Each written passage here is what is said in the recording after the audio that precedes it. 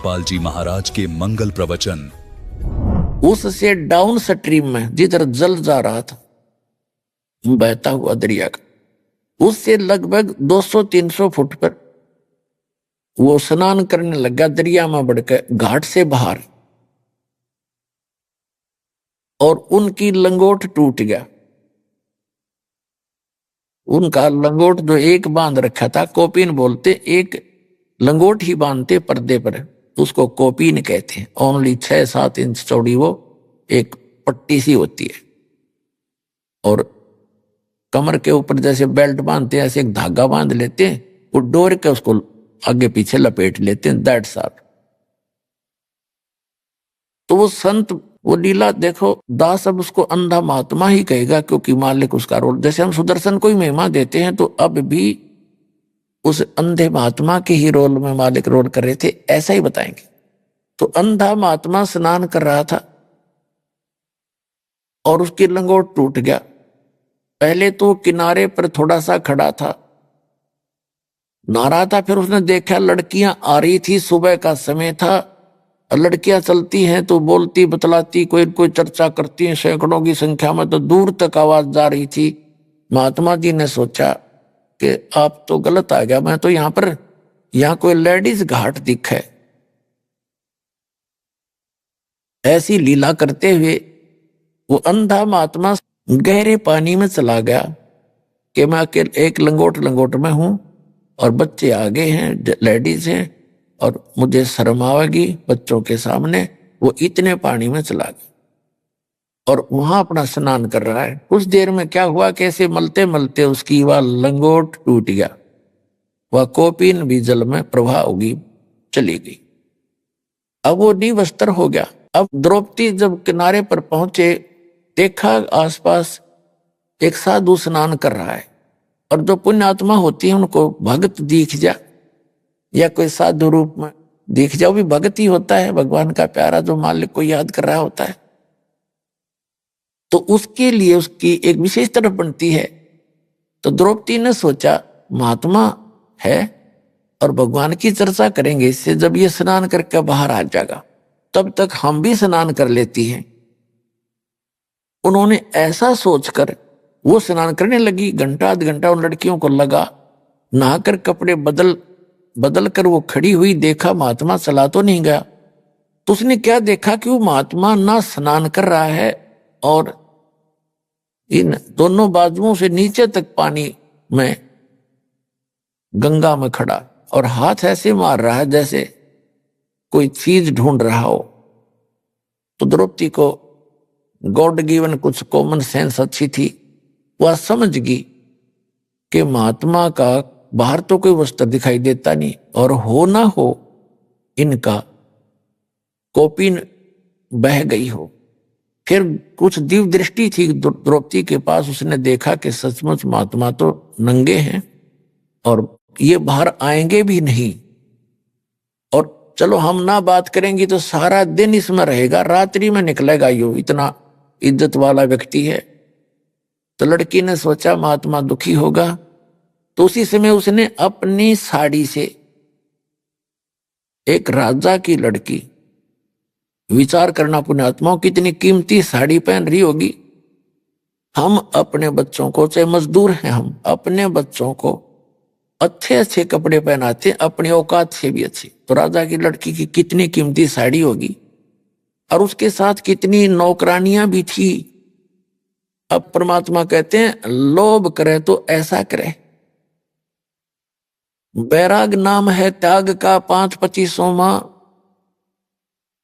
जैसे अब हम लोभ करते हैं, लालच करते हैं, बेईमाना करते हैं, माया जोड़न का दूसरों को धोखा देके, और फिर लोभ करे, बेईमाना करे कि मैं सेवा करूं, मैं दान घड़ा करूं, दूसरे से भी ज्यादा सेवा करूं,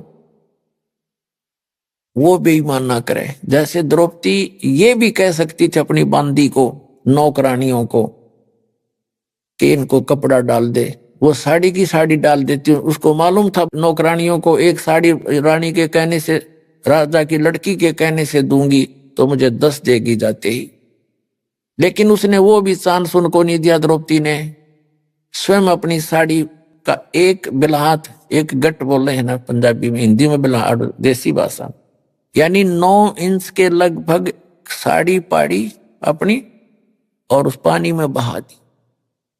अब महात्मा का हाथ लग जाएगी, हाथ ऐसे मार ही रहे थे वो पानी में, तो क्या देखा वो नहीं लगी, हाथ साइड से निकल गई।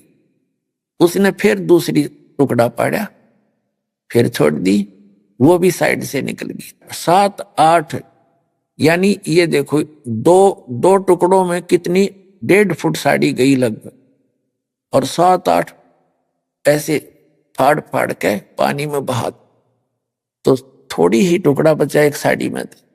तब उसने सोचा कि ये तो बात नहीं बनेगी, एक लंबी लकड़ी लाई उठा कर जंगल से लंबी, और उसके कोपीन लपेट दी, कोपीन आकार की साड़ी का कपड़ा लपेट के, और धीरे धीरे जाकर जहां महात्मा हाथ मार रहा था उसके निकट कर दी, तो उस महात्मा के हाथ लगी। हाथ लगते ही उसने देखा, भगवान का शुक्र मनाया, ये भगवान बड़ी दया करी आपने, हे दाता आप तो इसमें दरिया में भी मेरी इच्छा पूरी कर दी। फिर उसने सोचा था कोई वैसे स्वाभाविक कपड़ा आ गया होगा, चीथड़ा पाटा हुआ कोई कतरसी। फिर उसने देखा कि नहीं, ये तो बहुत कीमती साड़ी है, और साड़ी का टुकड़ा प्रॉपर वैसे किसी ने भेजा है, तो कोई बहन बेटी ने, इन्हीं में से किसी ने दया करी। तब आशीर्वाद दिया उसने कि हे बेटी, आज तने मेरी इज्जत राखी, मेरा पर्दा रखा, भगवान तेरी इज्जत राखे और तने घणाए देवे।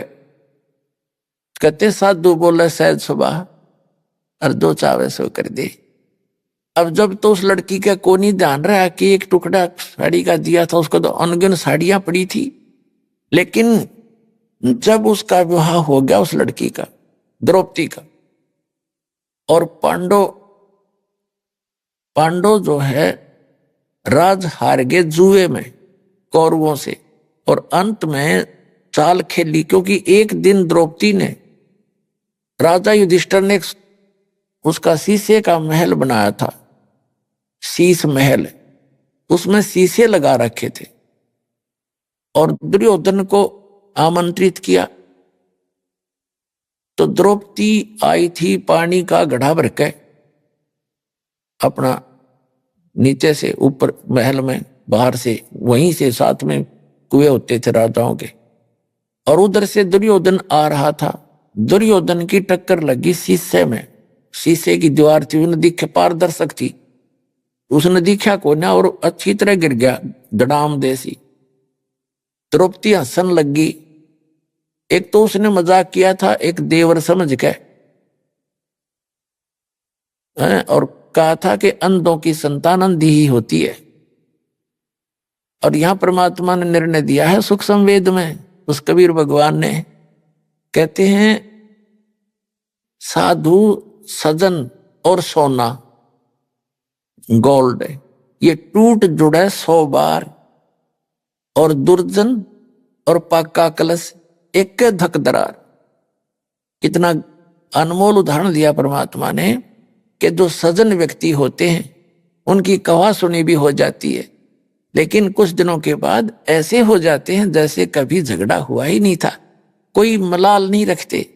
संत और सजन, साधु भगत और सजन यानी जेंटलमैन, और सोना गोल्ड, उसने कितना तोड़ के और फिर दोबारा किसा ही बना दे वैसा ही बन जाता है, उसमें निशान भी नहीं रहता, उसी तरह जुड़ जाता है।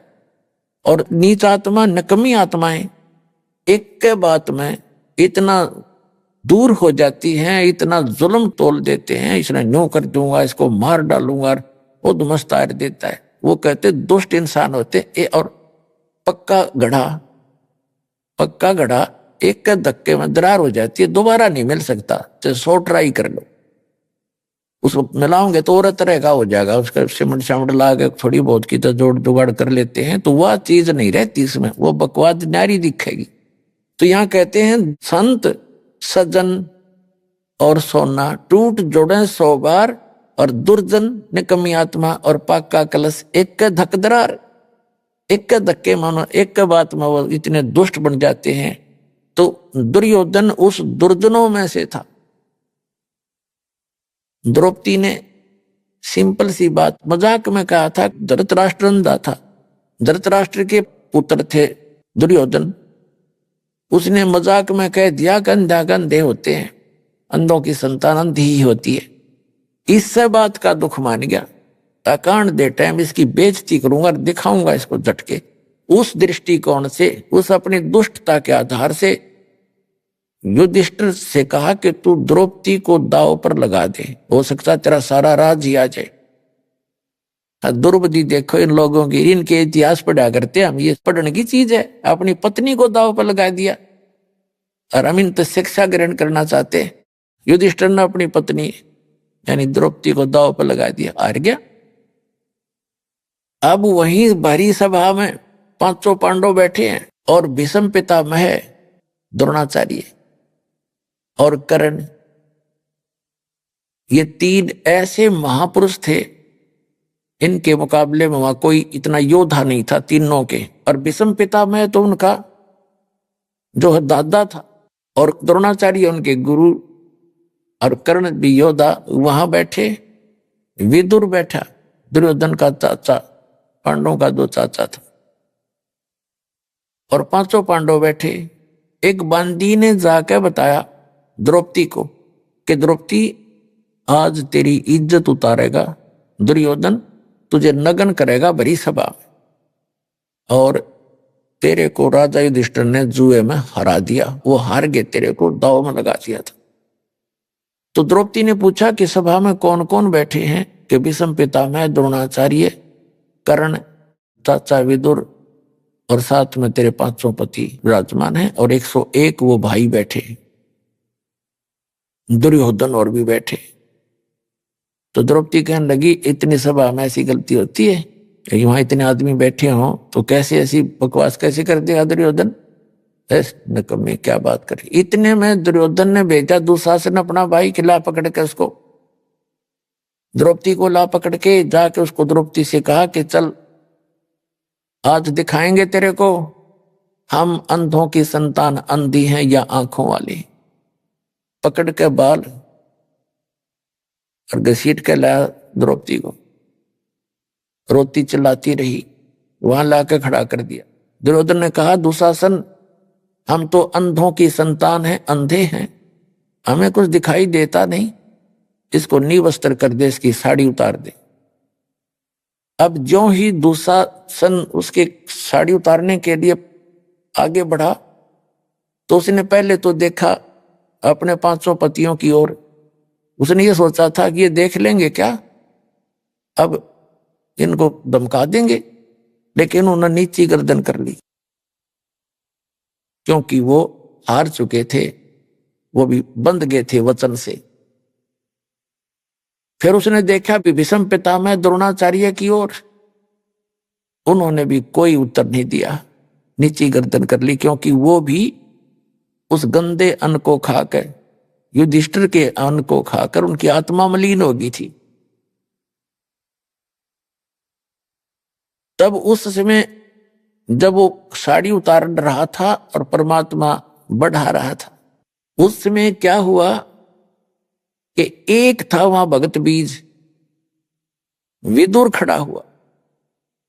विदुर ने खड़ा होकर कहा कि रे दुर्योधन, तुम किसकी इज्जत उतार रहे हो भले व्यक्ति? तुम चाचे ताऊ और तुम्हारी बहू, दुनिया तुम्हें थूकेगी, धिक्कारेगी तुम्हें, तुम क्या कर रहे हो? कुछ तो अकल तक काम ले ए भले पुरुष। कहते हैं सूक्ष्म वेद में आदरणीय गरीबदास साहिब जी ने बताया है कि विदुर कहे ये बंधु थारा और एक कुल एक परिवार है। विदुर के मुख पर लगा थपेड़ा कि तू तो है पांडवों का चेहरा, तू तो है बांदी का जाया। और भीष्म, कर्ण और द्रोण मुस्काया। अब देखो कितना निर्णायक ज्ञान दिया है सूक्ष्म वेद के अंदर, जो गॉड गिवन है, कंप्लीट, पूर्ण परमात्मा का दिया हुआ, complete God given, complete spiritual knowledge. इसमें गरीबदास साहिब जी ने बताया है कि सूक्ष्म वेद में प्रमाण दिया है कि एक व्यक्ति था उस सभा में, उस पंचायत में, जो पंचायती होना चाहिए। पंचायती अगर कहीं पंचायत में गया है और सत्य की बात कहे, न्याय की बात कहे, कोई नाराज रहे चाहे राजी रहे, उसकी बात को नहीं मानता है तो पंचायत छोड़कर चला जाना चाहिए, वहां रहने में भी दोषी हो जाता है। तो विदुर ने जब न्याय की बात की, एक था वहां पंचायती, उसने खड़ा होकर कहा, विदुर कहे ये बंधु तुम्हारा भाई बंध है और एक के कुल तुम्हारा एक ही परिवार है। विदुर के मुख पर लगा थपेड़ा, दुशासन ने थप्पड़ मारा अपने चाचा के, और तू तो है इन पांडवों का चमचा, तो इनका इन की तरफ बोलता हमेशा ही। कहते हैं तू तो है बांदी का जाया, क्योंकि विदुर की उत्पत्ति एक बांदी से हुई थी। तो उस बात पर जब दुशासन ने ये कहा कि तू तो है बांदी का जाया, भीष्म, द्रोण और कर्ण मुस्काया। वो तीनों योद्धा, भीष्म पितामह, द्रोणाचार्य और कर्ण, कहते हैं दांतरे काटे, दांतरे हंसे, जबकि उनको खड़ा होके कहना चाहिए था, निकम्मे खबरदार, जब तेने तेरा अपने चाचा का हाथ लगा दिया, तेरे जैसा दुष्ट नहीं, निकम्मी आत्मा, और सभा छोड़ देनी चाहिए थी। कहते वो हंसे इस बात पर, जब उन्होंने न्यों कहा तू तो बांदी से उत्पन्न है ना, तेरी तो ऐसी ही गुलामों वाली ही वृत्ति है और तो इनका चमचा है। इस बात पर वह तीनों हंसे, जबकि गुरु पद पर बैठा व्यक्ति हंस रहा इस बात पर। धिक्कार, अरे इन इतिहासों को पढ़ा करते, हमारी से हमारा कल्याण चाहते थे और समाज सुधार चाहते थे। तो कहते हैं जब द्रौपदी ने देखा, विदुर चला गया उठ के, अब द्रौपदी ने देखा ये तीनों हंस रहे इस बात पर। अपनात्माओं, जो दास ने कथा सुनाई थी गज और गरा की, हाथी और मगरमच्छ की, जब तक उन्होंने अपने अंगे का प्रयोग किया वह दुखी रहे, और जब उन्होंने मालिक याद किया तो फैसला हो गया उनका। तो हम जब तक अपनी बकवादों में अपना अंगा प्रयोग करेंगे, मालिक दूर रहे से, और जब हम उस मालिक को याद करेंगे, यहां संसारिक साथी तरह कोई आपका कोई साथ नहीं देगा। आप देख लेना, हमने तो खूब आजमा रखा है। जब हम मालिक की शरण में आते हैं तो उसी को पुकारें। जब द्रौपदी ने, जब सारे उसके देख लिया कि कोई भी संसारिक सहयोग तुझे नहीं मिल रहा है, तब मालिक याद आया। अब देखो, आपत्ति में सब पुकारे हैं, सब ने पहले माँ बाप ने याद करें, फिर हे भगवान बचाइए, लेकिन उनकी पुकार नहीं सुनी जाती, क्योंकि उनके पूर्व जन्म का कोई संस्कार नहीं होता। अब वो एक बिलहात, एक 9 इंच का दिया हुआ कोपीन का कपड़ा सुपात्र को, कुपात्र को दिया हुआ दान भी विफल होता है। तो सुपात्र को दिया हुआ वो नेसेसिटी थी उसकी, जैसे मेरे साथ दुआन रहे हैं और कपड़े मांगते हैं और सामने बेच कर दारू पी ले, ऐसे दुष्टों को दिया हुआ तो यूजलेस है वो। तो ऐसे स्थान पर दिया हुआ टुकड़ा अब कहाँ काम आया। जैसे द्रौपदी ने वहां से पुकारा, उसकी आत्मा की पुकार गई ऊपर धर्मराज के दरबार में। ऑटोमेटिक सिस्टम है यहाँ का।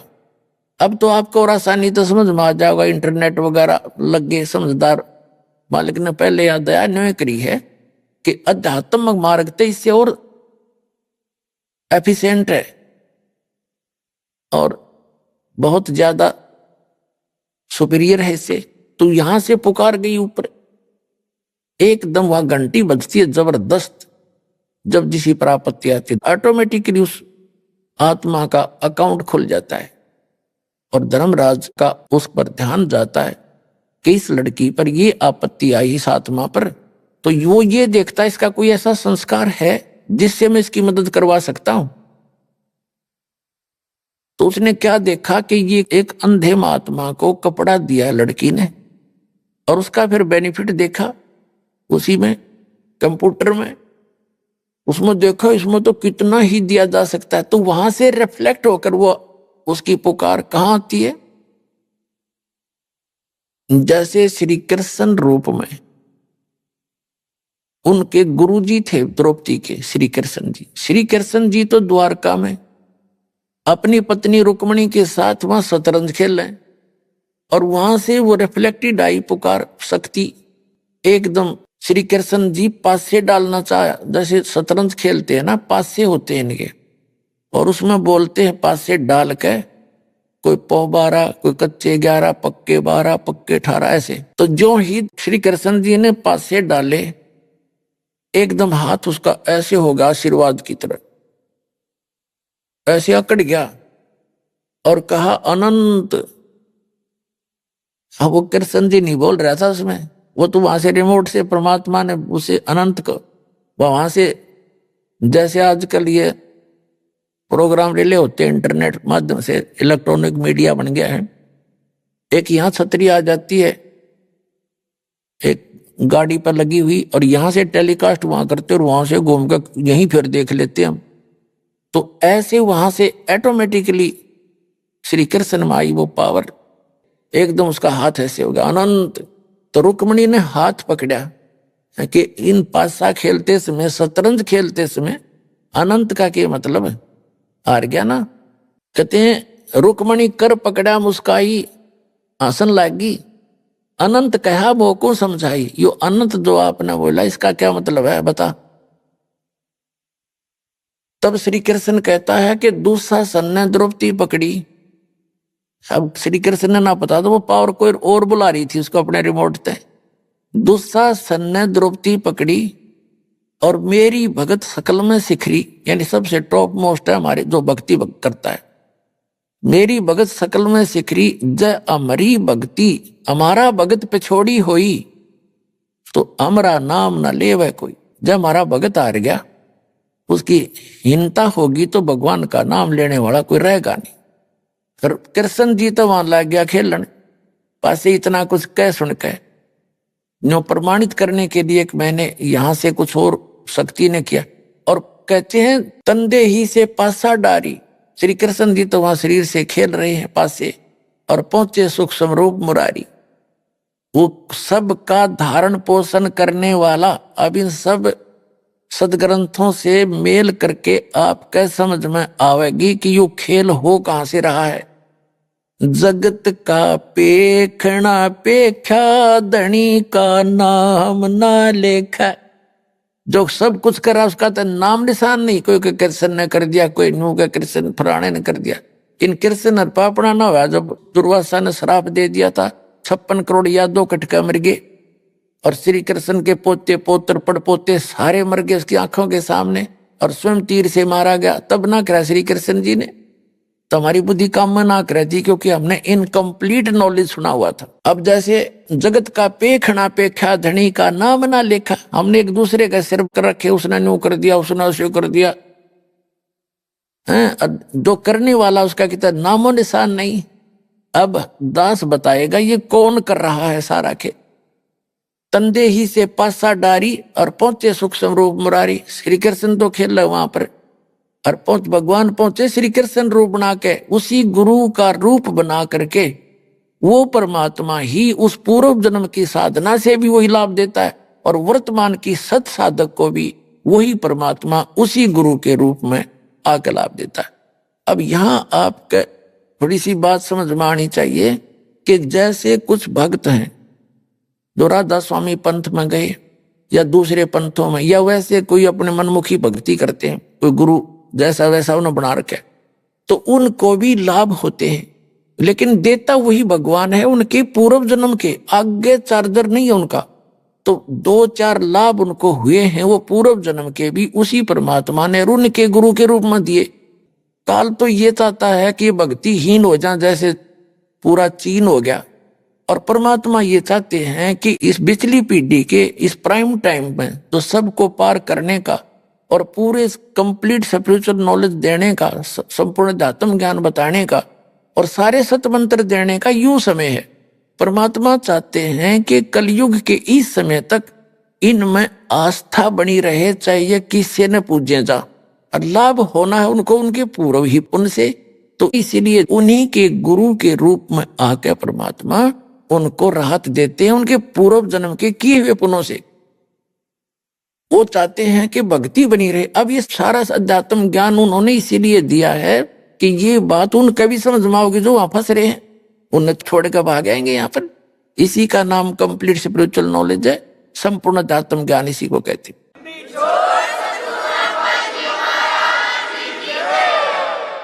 तो कहते हैं श्री कृष्ण जी का रूप बनाकर सूक्ष्म रूप, और परमात्मा पीछे खड़े हो गए और ऐसे आशीर्वाद कर दिया। कहते हैं पहुंचे सूक्ष्म रूप मुरारी, खेचत खेचत खेच कसीसा। खूब जोर लाके खींच रहा है। दुशासन खेचत खेचत खेच कसीसा सिर पर बैठे हैं जगदीशा। कहते हैं द्रौपदी को कोपिन दई रे बढ़ गए अंत पारे। तो खेचत खेचत खेच कसीसा सिर पर बैठे हैं जगदीशा। द्रौप सुता को चीर बढ़ाए शंख शंखों पार नहीं पाए। अब दुशासन साड़ी खींच खींच के इतना योद्धा था, कहते हैं 10,000 हाथियों की ताकत दुशासन के अंदर। जैसे आजकल तो हॉर्स पावर से गिनते हैं, उसमें एलिफेंट पावर गिनी जाती थी। इतना ताकतवर। और द्रौपदी कमल के फूल जैसी, परमात्मा की शरण में सत भक्ति, वो मालिक की पूर्व जन्म की साधक थी, इस जन्म की अभी तक उसको मदद मिल रही थी। लेकिन नहीं समझ में आती इन प्राणियों के, तो फिर परमात्मा ने वो अनंत बढ़ा दिया। दुशासन पसीनम पसीना हो गया, इतना तगड़ा योद्धा। तो फिर बताया परमात्मा ने आकर के द्रौपदी सुता को दिन ने लीर जाके अंत बढ़ाए चीर। वो तो बात आई गई हुई। दुशासन थक के बैठ गया, भाई कोई पता नहीं के जादू कर दिया इसने। तो ये जादू कहने लग जाते हैं फिर जो कर्महीन इंसान। फिर द्रौपदी अपने घर चली गई, बात वहां खत्म हुई। अब कुछ दिन के बाद श्री कृष्ण जी आए। श्री कृष्ण जी से द्रौपदी ने कहा है भगवान, जब मेरे सारे संसारिक सहारे खत्म हो गए थे, मेरे पति भी मदद करने योग्य नहीं रहे थे, और भीष्म पितामह द्रोणाचार्य और कर्ण जी ने भी मेरी मदद नहीं करी, और ये मेरी ऐसी समस्या आ गई थी भगवान, आपको याद किया, आपने मेरी लाज रखी। हे परमात्मा, मेरे कौन से कर्म का फल था? अब कृष्ण जी को तो याद भी कोई ना, उस पता भी नहीं था वहां की हो रहा उसकी गेल घटना।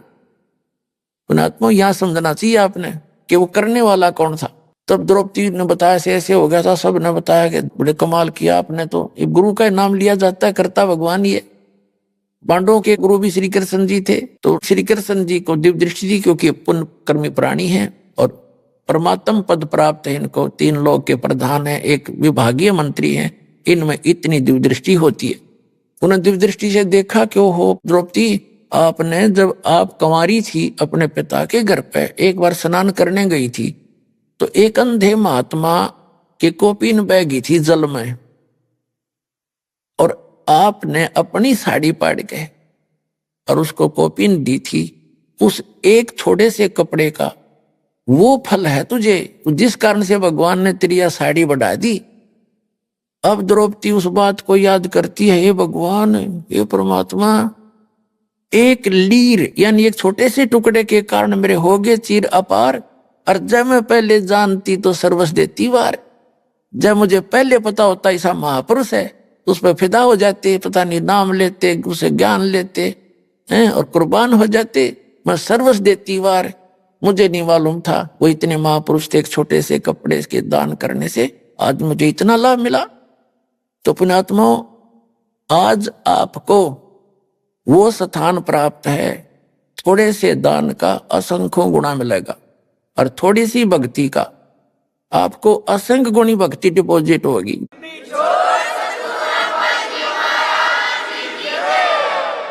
जैसे आपको जो प्रथम मंत्र दिया जाता है, इनकी बहुत कीमत है। श्वास का जो मंत्र है, एक बार जो सतनाम और सारनाम आपको दिया जाता है, एक बार श्वास वो श्वास से सिमरण करने का इतना लाभ है, इतनी कीमत है, इतनी वैल्यू है इसकी, कि जैसे एक तखड़ी के तराजू में पृथ्वी लोक पूरा, यानी एक राजा थोड़े से टुकड़े का प्रधान होता है, और वो कितना वैल्यू है लगता है, हमें कितना महान लगता है। कहते पूरी पृथ्वी का राज एक पलड़े में, और पाताल लोक का, स्वर्ग लोक का जो कीमत एक तराजू के पलड़े में। अभी आपने सुने संत रामपाल जी महाराज के मंगल प्रवचन। आइए अब सुनते हैं संत रामपाल जी महाराज से नाम दीक्षा लेकर सतभक्ति करके अद्भुत लाभ प्राप्त करने वाले अनुयायी के विचार। दर्शकों, क्या होगा यदि कोई व्यक्ति सभी प्रकार की परंपरागत